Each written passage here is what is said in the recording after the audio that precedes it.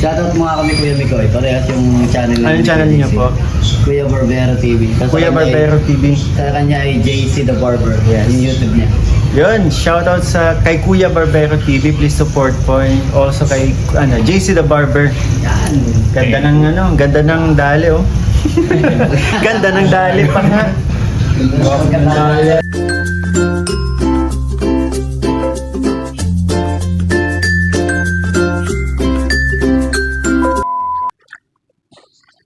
Hello guys, welcome back to my YouTube channel. Syempre, this is Kuya Barbero TV once again. Pero bago natin simulan yung ating reaction ngayon, bago natin pag-usapan yung ating pag-uusapan ngayon, syempre, Kalingap Mikoy, yung kanyang mga pinag-uusapan ngayon kasi yung about dun sa pagsama ng ilan sa mga kaibigan ni Kalingap Mikoy dun sa kanyang charity na dun sa rules ng Team Kalingap daw na sinasabi nila ay labag ito, ika nga, no? So, ika nga is hindi daw talaga pwede. Pero pag-usapan natin ito guys in a positive way. Ayaw naman sana natin mag-topic ng ganito.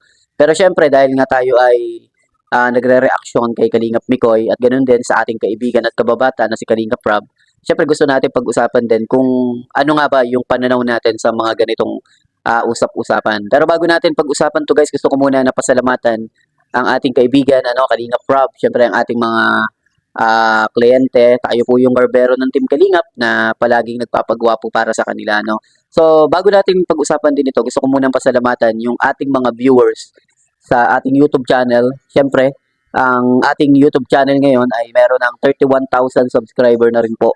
So, salamat sa support nyo, sa palaging panunood sa ating mga talakayan, lalong-lalo na may kinalaman ito dun sa mga nangyayari mula sa Team Kalingap. At syempre yun nga guys, nagkaroon na nga ng iba't ibang usapan tungkol sa charity ito ginagawa ni Kalingap Mikoy. Pero syempre gusto natin i-congratulations si Kalingap Mikoy sa pagiging top 2 niya mula dun sa kanyang vlog, no, dun sa kanyang mga charity. At syempre guys, gusto natin na mapag-usapan yung mga ibinabato sa kanya na mga iba't ibang mga komento, kasi may mga ilan na mga nambabash, merong ilan na ika nga is hindi maganda o napaka below the belt na nung mga sinasabi tungkol kay Kalingap Mikoy, which is wala namang problema kung i-bash si Kalingap Mikoy dahil tanggap naman ni Kalingap Mikoy yon.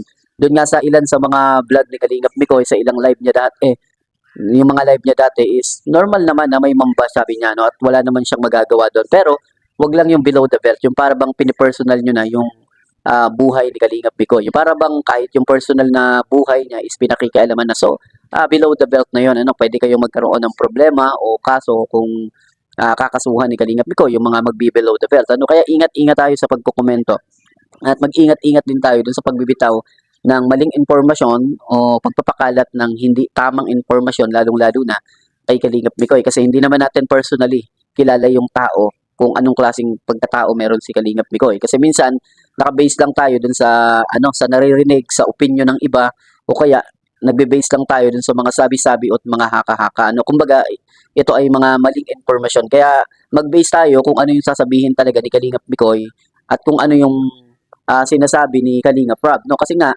yung iba nagbe-base lang sa haka-haka, mali-maling information, and then nagkakaroon tuloy ng mga comparison. So sinasabi na ito ni Kuya Barbero TV dati pa na iwasan yung pagkukumpara, may kinalaman sa kung sino yung sinusuportahan. Kung sino yung pinapanood nyo, mag-focus lang kayo doon at iwasan na yung pagkukumpara kasi hindi ito nakakatulong sa Team Kalingap. Nagkakaroon pa ito ng pagkabahabahagi doon sa mga Team Kalingap kasi yung mga komento, mga comparison na hindi maganda, wala namang problema kung mag-comparison kayo in a positive way pa rin.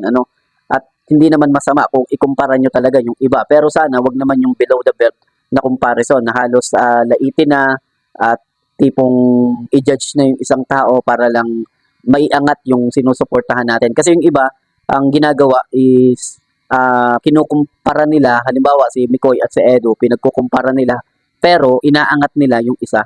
Para bang pinapabura nila yung isang tao na sana hindi naman nangyayari yung ganong bagay. At sana hindi ginagawa yun kasi magkikreate yun ng gulo or ng problema mula sa Team Kalingap. Kaya minsan nagkakaroon tuloy ng problema dahil dun sa ilang sa mga viewers, Minsan kasi sa mga viewers yung mga hindi nakakaunawa.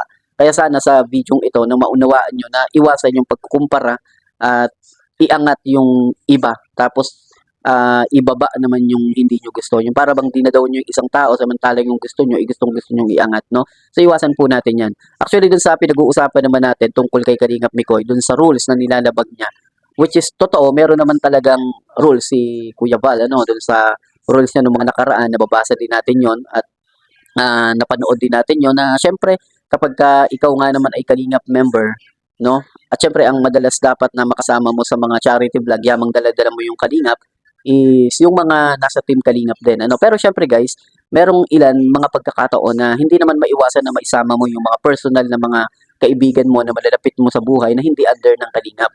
Which is napag-uusapan naman ito guys, no? Hindi na kailangan pang i-ere o i-podcast o sabihin sa iba o silipin yung butas ng iba.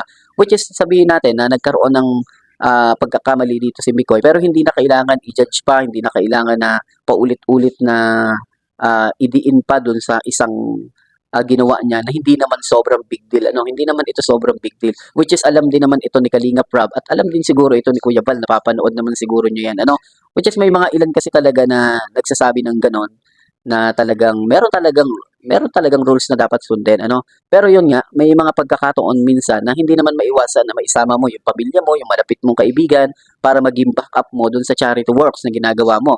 As ang mahalaga dito, dala-dala ni Kalingap Mikoy yung pangalan ng Kalingap at hindi mabubura yung pangalan na yon dun sa charity works ni Kalingap Mikoy. No, kahit sabihin natin na magdala siya ng ilan sa mga kaibigan, kakilala niya, kung ang dala-dala naman nila ay Team Kalingap at lagi nilang pinapriority na ipakilala yung Team Kalingap and kumbaga sa puso, kumbaga tapos sa salita. So, andun yung essence ng Team Kalingap, hindi mawawala yun kahit hindi na hindi kasama yung ilan doon sa Team Kalingap. At syempre, may mauunawaan yun ni Kuya Bal, na alam naman nating maunawain si Kuya Bal, maunawain din si Kalingap Rob, sobrang bait netong mag-ama na ito. At madali lang naman siguro na ipaalam ito kay Kalingap Rob, ipaalam ito kay Kuya Bal na meron siyang kasama na hindi sa Team Kalingap, malapit na kaibigan niya. Actually, hindi naman mga malalaking vlogger yung kasama ni Kalingap Mikoy eh. Yun ang isa sa pinakaano dito, hindi malalaking vlogger, hindi mga kilalang mga tao. Kumbaga, nagsisimula pa lang siguro sa maliliit na mga channel or sabihin na natin na nagbablog lang ito pero hindi naman talaga sila yung mga kilalang kilala. So para bang nagba-backup lang sila, inalalayan lang nila si Kalingap Mikoy dahil nga gusto ni Kalingap Mikoy na makasama yung mga kaibigan niya, no? So parang katulad rin kay Kalingap Rob, no? Pero syempre, maganda siguro na maipaalam niya rin ito, mas maisabi niya ito kay Kalingap Rob. Kung alam siguro ito ni Kalingap Rob, hindi natin kumbaga hindi natin alam kung ano yung pinag-uusapan ni Kalingap Rob at ni Kalingap Mikoy. Pero ang alam natin diyan, naniniwala tayo na alam ni Kalingap Rob yan at nakikita ni Kalingap Rob yan, yung mga kasama ni Kalingap Mikoy. Pero yun nga, maganda siguro ma-broadcast din ni Kalingap Mikoy na naipaalam na rin ito kay Kalingap Rob at naipaalam na rin ito kay Kuya Bal. Siguro, bilang respect na rin, bilang paggalang na rin doon sa sinabi ni Kuya Bal na maganda na makasama yung mga nasa Team Kalingap. At syempre, bilang support na rin siguro doon sa grupo na kinabibilangan ni Kalingap Mikoy. So, hindi naman ito big deal, guys. Sana wag na lang natin i-judge si Kalingap Mikoy kasi although nandun na tayo sa point na yun, pero sana wag na lang nating i-judge. Actually, wala namang mga reactor yung nag-judge kay Kalingap Mikoy. Ang ganda kasi nung mga react nung ilan, nababasa din natin wala naman silang mga negative thinking kay Kalingap Mikoy. Yung ilan sa mga viewers lang ang meron, yung ilan sa mga hindi lang nakakaunawa ng sitwasyon ni Kalingap Mikoy at sitwasyon ng Team Kalingap. May ilan kasi viewers na medyo minsan nagiging mababaw, na sana minsan unawain pa natin, konting unawa lang guys, para magkaroon ng peace ang Team Kalingap at hindi magkaroon ng pagkabaha-bahagi. So ito lang guys yung napansin ni Kuya Barbero TV. Bihira kasi tayo mag-reaction ng mga ganitong mga usapan. Ang gusto ko nga lang rin po yung positive na usapan lang. Kaya pinag-usapan natin ito in a way na hindi makasakit sa iba. At syempre guys, wag nating ikukumpara kahit na sino, lalong-lalo na kung yung pagkukumpara natin ay kumbaga nagiging negative doon sa iba.